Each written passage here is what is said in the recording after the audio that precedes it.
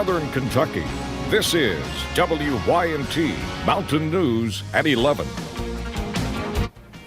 Good evening, I'm Steve Hensley. Demonstrations sparked by the death of George Floyd show no sign of ending. Tonight, cities across the country are bracing for yet another night of unrest. CBS's Skylar Henry begins our coverage from Minneapolis. Protesters were out in force again across the country on Tuesday, despite widespread curfews and an increasingly forceful law enforcement response. In New York and elsewhere, peaceful daytime demonstrations have been giving way to mayhem after dark. The police must stop the looting and the criminal activity. That is the essence of the police force. They are supposed to protect the community, protect the property. They did not do that in New York City last night. The protests over the May 25th death of George Floyd in police custody show no signs of letting up. On Tuesday, his 6-year-old daughter, Gianna, appeared at a press conference with her mother in Minneapolis. I'm here for my baby,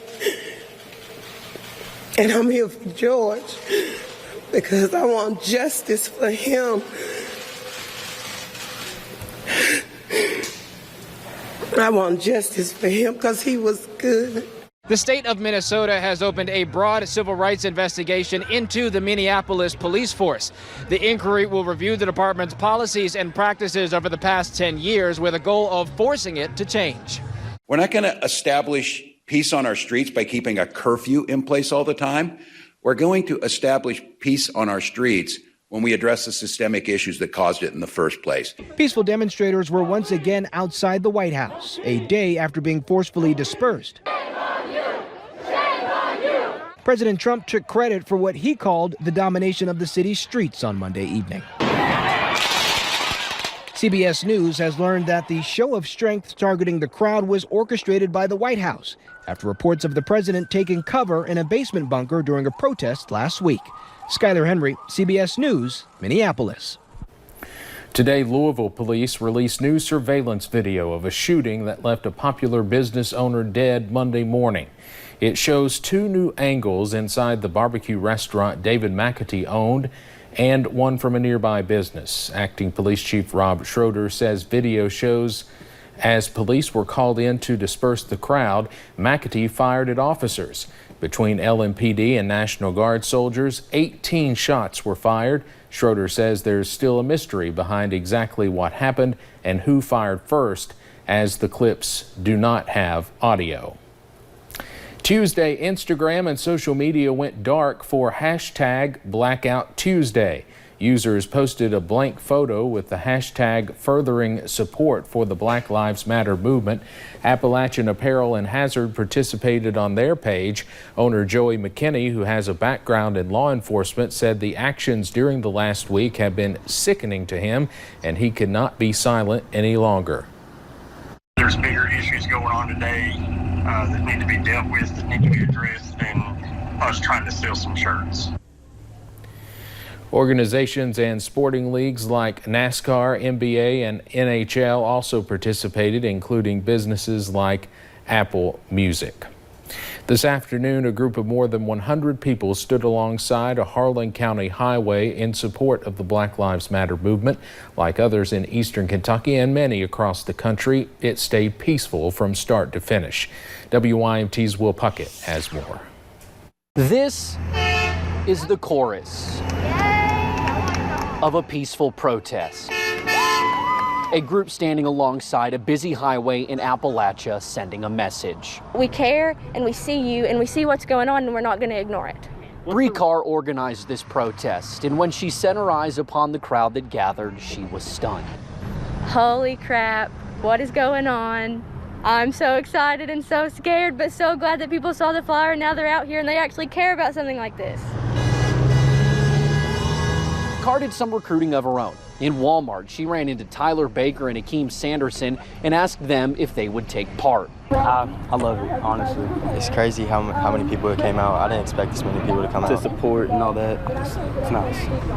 Justice, no peace. Generations line US 421 as people like Jonathan Bailey lead chants and pass out signs. No justice, no peace. Honestly, I'm just sick of seeing human beings murdered for no reason. It's getting old. While this crowd offers Bailey hope, he falls back to heartbreak. I want peace. I don't want no more murders. I don't want nobody else hurt. Heartbreak that scenes like these are needed to try and heal a divide. In Harlan, Will Puckett, WYMT Mountain News. Some protesters stood along the highway for more than 3 hours. And before we get to some other news, we wanted to let you know from our sister station Wave in Louisville that a man was injured and is in the hospital following another officer-involved shooting in Jefferson County. This doesn't appear to have anything to do with the recent protests. The shooting is not believed to be life-threatening. Officers say they found a man with a gun in a home and was shot by officers after a, quote, encounter. Again, the man's injuries are not believed to be life-threatening, but another instance of violence tonight in Louisville after several nights of protests. But again, it doesn't appear that this incident is involved in the protest. Now, new at 11, Kentucky State Police say a child was killed in an accidental shooting in Lee County. It happened on Fox Hollow Road near Beattyville yesterday. Troopers say the 9-year-old was target shooting with his friends and family when the gun malfunctioned. The boy was flown to the hospital with a gunshot wound to the chest. He was pronounced dead by the Fayette County coroner. A recent Johnson Central graduate is in the hospital in critical condition, and while he continues to fight for his life, his family and friends are spreading the word for the community to lift him up in prayer. WYMT's Buddy Forbes was there as his supporters filled the school parking lot. Austin Wilder has a large support system. He's a fun dude. You know, we're wrestling all the time. We're going out for drives and playing music, getting food, just talking. And even when he is living up to his last name, I can't think of a better name for him. He's a wild guy. We all love him though.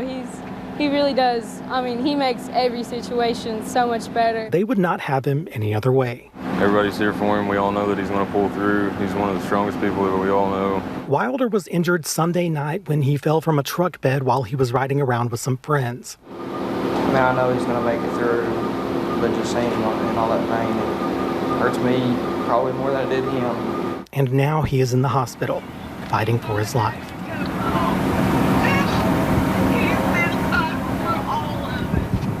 His friends and loved ones gathered at Johnson Central Tuesday to show their support for the recent graduate.